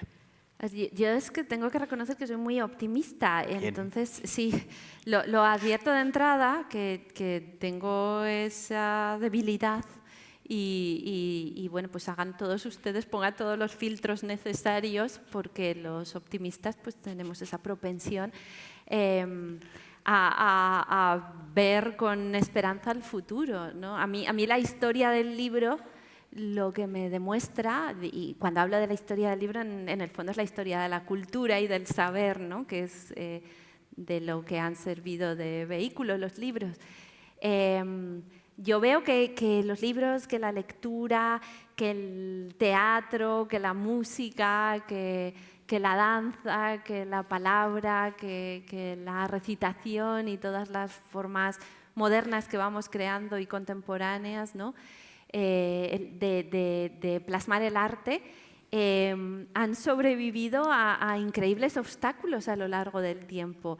Si pensamos solo en las historias que nacieron como aire que salía de nuestras bocas y de nuestros cuerpos, ¿no? Una vibración, esas aladas palabras que decía Homero, que en efecto son una vibración alada que sale al aire desde nuestro interior y merodea hasta que se disuelve totalmente, ¿no? Y deja de vibrar. ¿Qué se podía pensar en aquella época? ¿Qué posibilidades tenía una historia de sobrevivir a lo largo de los milenios cuando es algo tan frágil? Y la humanidad se ha unido para inventar la escritura, que es el dibujo de las palabras y de los sonidos. Después, para simplificar esas escrituras hasta convertirla en el alfabeto, que ha sido una herramienta de educación y de transmisión de conocimiento enorme. Para imaginar las distintas formas del libro y los materiales en los que se ha escrito para que sobreviviera. Y la gente que los ha copiado, para que no perecieran en las inundaciones, en los incendios, en las destrucciones, en los saqueos. Si pensamos en toda esa humanidad unida por el designio de que no se perdiera el saber y que ha atravesado por el hundimiento de imperios, por guerras terribles, por pandemias, por catástrofes, matanzas, expulsiones, persecuciones, y aún así, tenemos libros. Es más, tenemos más libros que nunca en la historia. Nunca se habían publicado tantos libros, nunca había habido tantas bibliotecas, nunca había habido tantas editoriales, nunca había sido el acceso a la lectura tan fácil como es hoy, aunque sea por la alfabetización masiva de nuestras sociedades contemporáneas.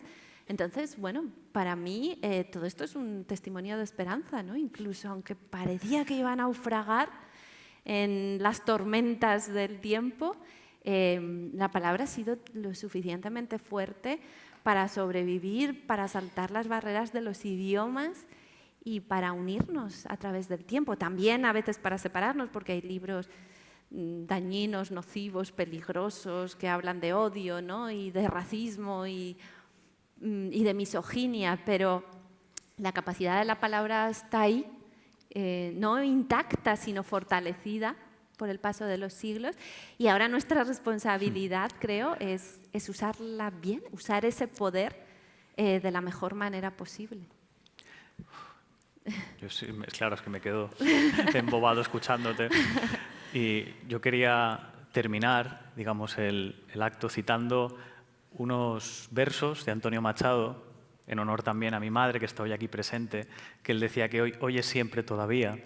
Y tú, Irene, con tu humanidad y con la escritura del infinito, has contribuido al hoy, al siempre y al todavía. Muchas gracias. No, el aplauso para las madres, para por las favor, mamás el aplauso y para Irene las Vallejo, madres. por favor.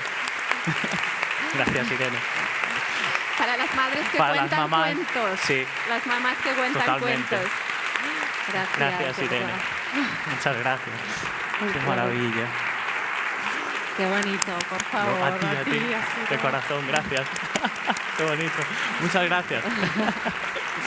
Qué delicia. Gracias. Muchas gracias. Gracias, Pedro. Gracias, Enrique.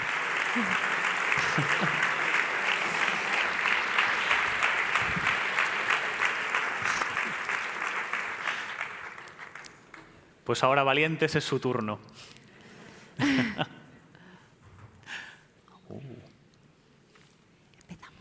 Empezamos por Chisca. Sí. ¿Chisca? Sí. Bueno, antes de nada, felicitarte por esta hipnótica charla. Eres como Sherezade realmente. Sí. Alucinante. Sherezade Vallejo. Creo que estamos todos, ¿no? Es un sentir general. Bueno, como estoy aquí un poco en representación del cómic, sí me gustaría hacerte una pregunta respecto a este tema, y es si pudieras compartir con el público el proceso de creación con el ilustrador, con Tito Alba, que es un artista auténtico y sus ilustraciones son como pequeñas obras de arte. Un poco, ya has dicho lo de la foto de tu profesora, ¿no? Ese trabajo que hiciste con él, ¿cómo se desarrolló? Sí, a ver, la verdad es que yo quería ser muy respetuosa con el ilustrador, con el artista que estaba trasladando el libro a un nuevo formato y darle libertad para que seleccionase las imágenes y los episodios que más le hubieran impresionado y le diese forma, ¿no? Y plasmación artística según su propia inspiración. Yo no quería estar allí constantemente supervisando lo que hacía, intentaba darle mucha libertad. Pero luego me di cuenta de que si lo acompañaba en el proceso, él se sentía más seguro. Así que fui involucrándome más a medida que avanzaba el proceso. Y además él quería ser muy meticuloso con las reconstrucciones, porque al final, claro, en El infinito en un junco, en el libro, yo describo Alejandría, pero queda para cada lector el hacerse una imagen interior de cómo era Alejandría, la biblioteca, el palacio, los eruditos, los libros.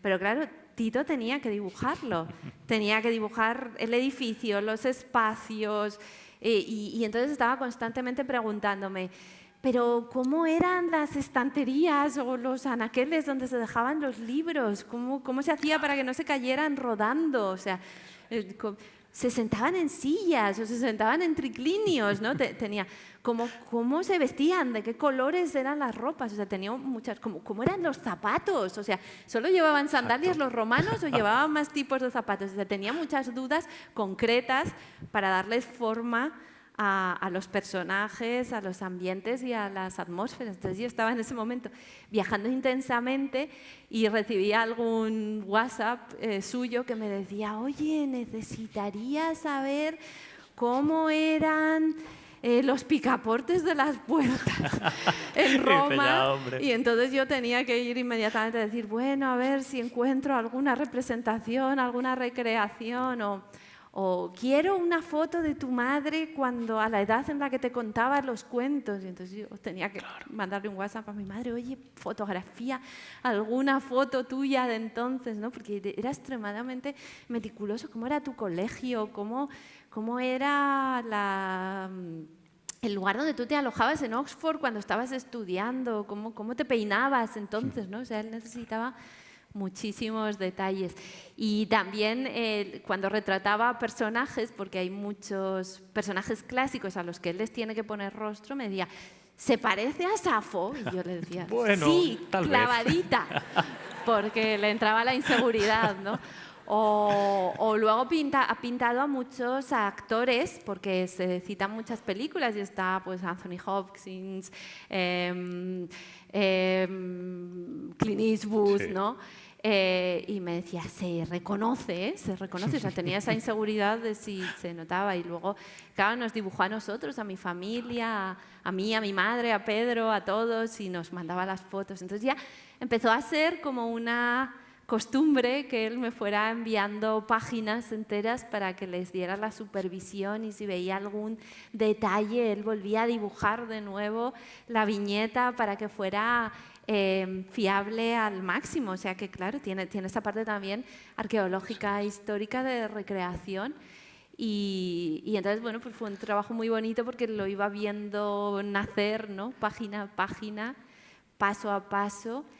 Y bueno, sobre la otra parte que ya sabes tú perfectamente, Siska, fue la de ir trabajando el lenguaje para que se incorporase al ritmo de todas esas imágenes, ¿no? Y que fluyera armoniosamente. Y luego, bueno, lo que yo descubrí es que, claro, en un cómic hay dos líneas de discurso, una la del dibujo, otra la del texto, y esas líneas pueden ir avanzar armoniosamente, pero también pueden contradecirse, retarse, desafiarse, ¿no? Y muchas veces los personajes dibujados leen el texto que hay encima de la viñeta y hacen un chiste, una broma, o no están de acuerdo, o te hacen un desplante. Y esa fue una parte muy, muy divertida de hacer, y que descubrí también gracias a Chisca, que tiene mucho sentido del humor.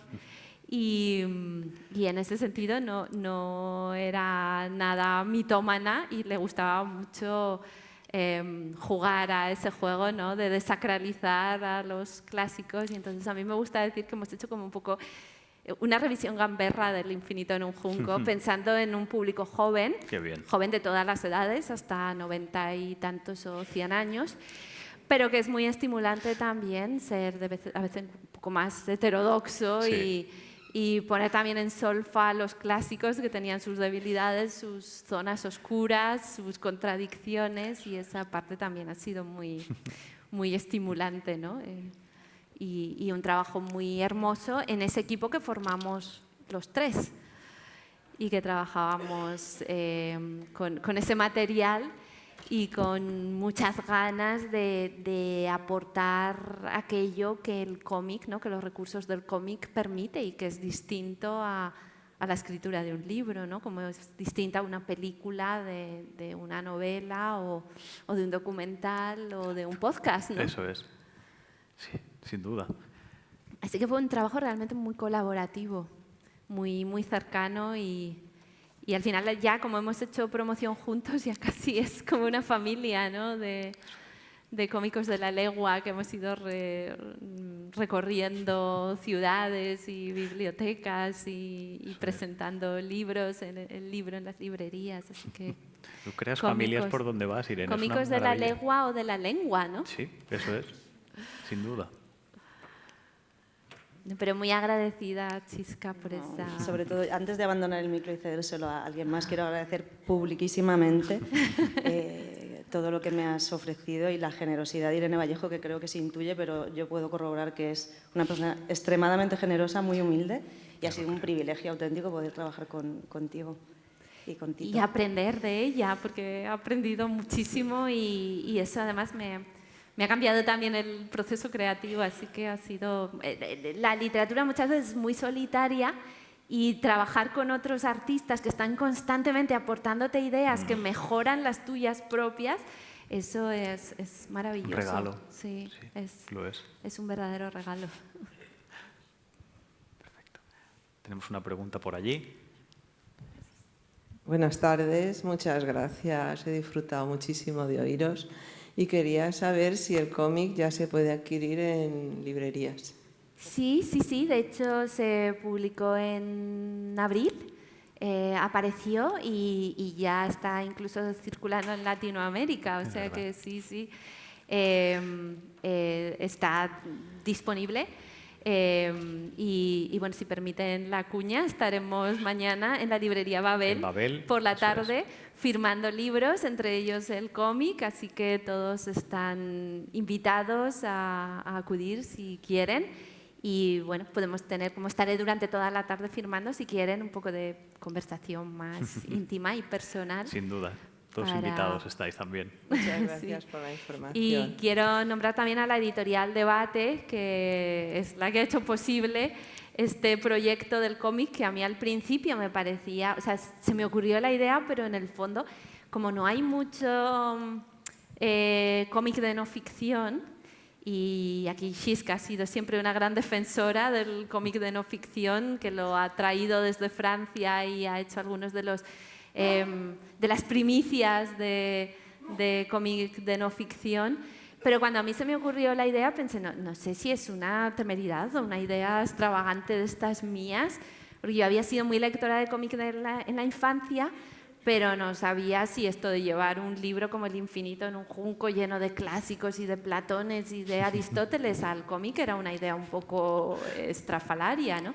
Yo, claro, había leído Asterix de niña y me parecía que los romanos piden un cómic a voces, ¿no? Estos romanos locos, pero no sabía eso comercialmente qué lugar tendría. Y la editorial Debate, pues, aceptó el envite, quiso adentrarse en esta locura y Tito Alba estuvo trabajando 2 años, hay que decirlo, casi 2 años, haciendo todo este viaje, documentándose, devolviendo a la vida, porque además él decía, claro, es que aquí estoy cambiando constantemente de siglo, de ciudad, de geografía. Entonces es un cómic muy difícil de dibujar porque exige muchísima versatilidad y cada página hay muchas técnicas artísticas que ha utilizado él para darle un poco la variedad que tiene el libro. Entonces ha sido un viaje muy bonito y también estuvo allí desde el principio en la editorial, creyendo en las posibilidades. Fabuloso. A ver, más valientes.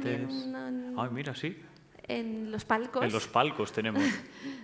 No sé si tenemos micrófonos en los palcos. ¿Llegan los micros al palco? O a viva voz, fantástico.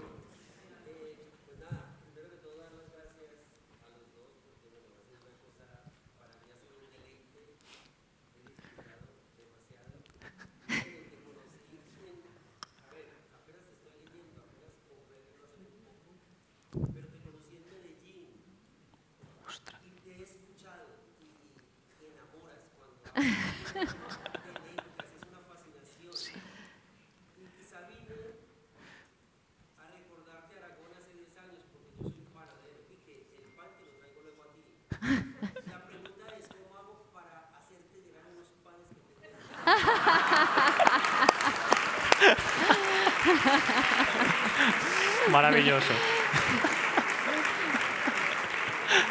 Qué intervención tan nutritiva en todos los sentidos, ¿verdad? Sí, sí, sí. Es que además, desde el principio el acento colombiano ya ha delatado, ¿no? esas sonoridades.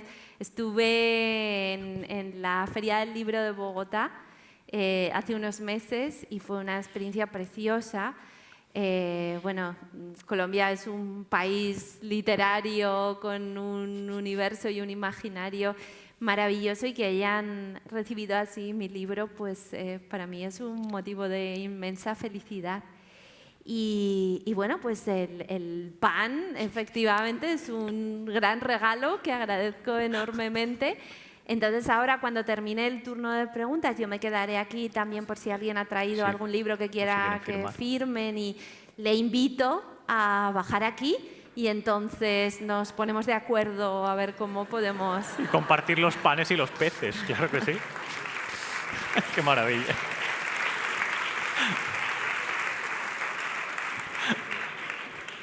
Pero sí, una gran deuda con Colombia, y además Tito Alba, el ilustrador de nuestro cómic, pues inmediatamente antes, el proyecto anterior que había hecho es una adaptación de El olvido que seremos, de Héctor Abad Faciolince, o sea que había allí esa conexión también colombiana. Un gran libro que le recomiendo enormemente, tanto la adaptación como la novela original, como la película de Fernando Trueba. Realmente una historia conmovedora y maravillosa.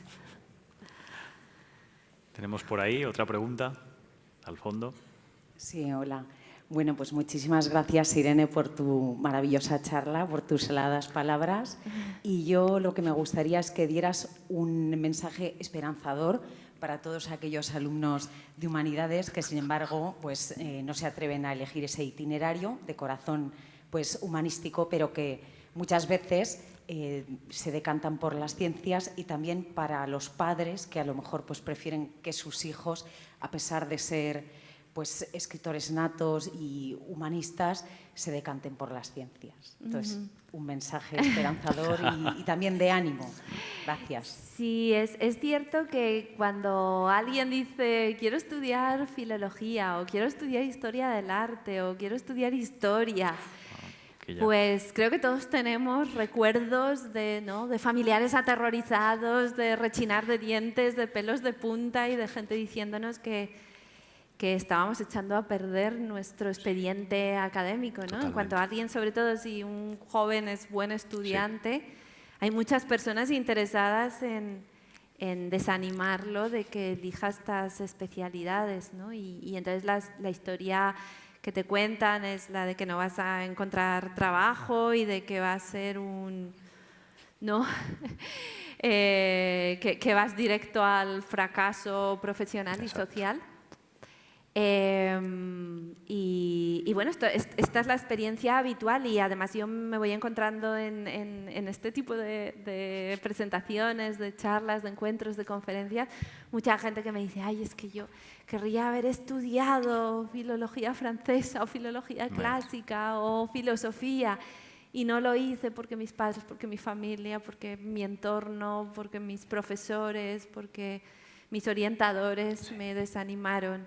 Y tienen allí ese sentimiento, ¿no? Como de rama podada. Exacto. Y de muñón interior.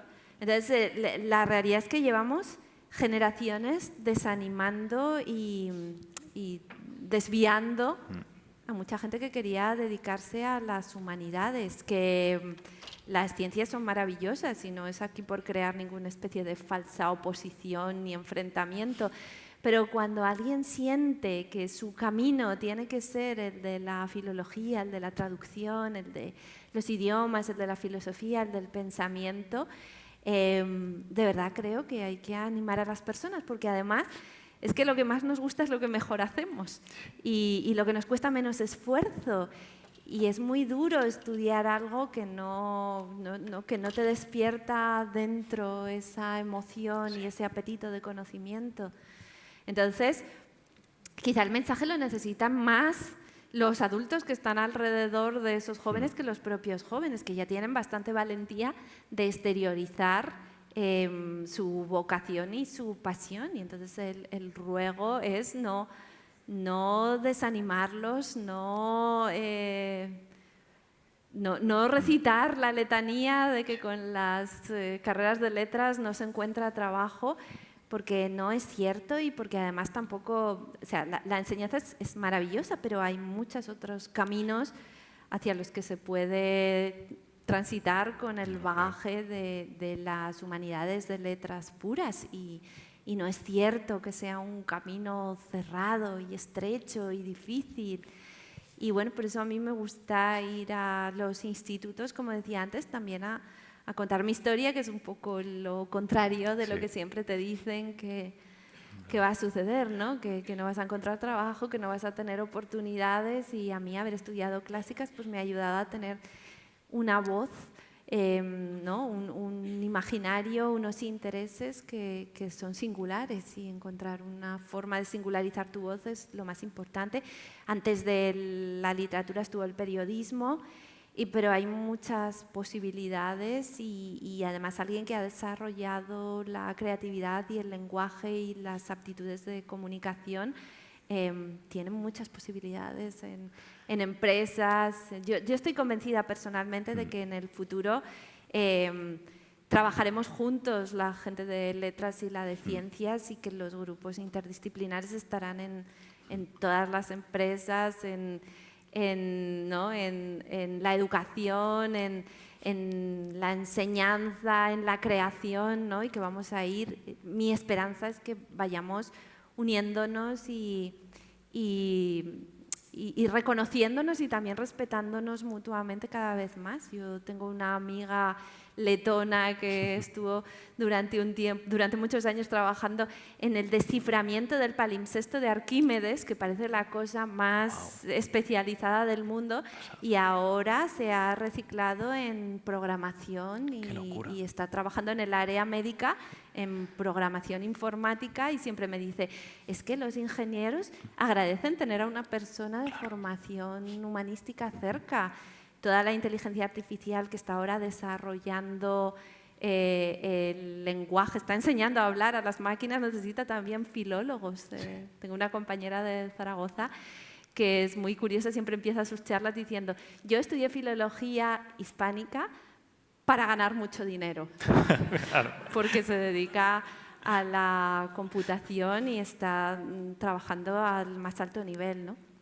Y bueno, pues eso, que seamos conscientes de que los caminos son mucho más amplios de lo que parecen, y que yo creo, como también Nucho Ordine, que no vamos a la universidad para aprender el oficio en el que trabajaremos, sino para aprender el pensamiento, la estructura del pensamiento, que si aprendemos matemáticas no es para aprender la raíz cuadrada, sino para aprender a adiestrar a la mente a resolver problemas, que hacer una traducción del latín no es solo aprender latín, sino es entender las estructuras del lenguaje en un sentido muy profundo, y a mí me ha ayudado a aprender otras lenguas. Sí. Y que la utilidad real es mucho más profunda de la aparente, y entonces creo que la sociedad deberíamos ser conscientes de esa importancia, ¿no? del humanismo en todos los sectores de la sociedad, porque nos estamos enfrentando a grandes problemas éticos para los que necesitamos también personas con formación humanística, e incluso en las carreras científicas tener asignaturas humanísticas para dar esa formación y un apoyo y un respaldo. Entonces, bueno, creo que allí hay que reflexionar un poco todos juntos y darnos cuenta de que no hay que desdeñar saberes que parecen a simple vista minoritarios o muy especializados o sin una utilidad clara, pero tienen esa maravillosa utilidad de lo inútil de Ordine, ¿no? Entonces, el mensaje quizá no es tanto para los jóvenes, sino para la sociedad en su conjunto, que por favor deje de presionar de esa manera y de transmitir tan insistentemente el mensaje de que con las letras no se llega a ninguna parte, porque no es cierto. Y porque la creatividad, el lenguaje, el pensamiento están en la base de todo, de cualquier cosa que hagamos o emprendamos en la sociedad del conocimiento. Pues con este mensaje de esperanza hemos llegado al final de este acto y del coloquio. Nos quedamos con estas últimas palabras esperanzadoras y ahora, Irene, también para todo aquel que quiera venir para firmar los libros, habilitaremos una pequeña mesita por aquí, o fuera, exactamente fuera, y allí firmará los libros que le pongáis encima de la mesa. Así que muchísimas gracias de nuevo y larga vida a la literatura. Muchas gracias. Pedro.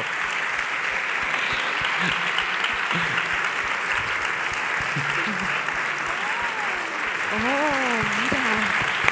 ¡Qué vista, Mira. Aquí.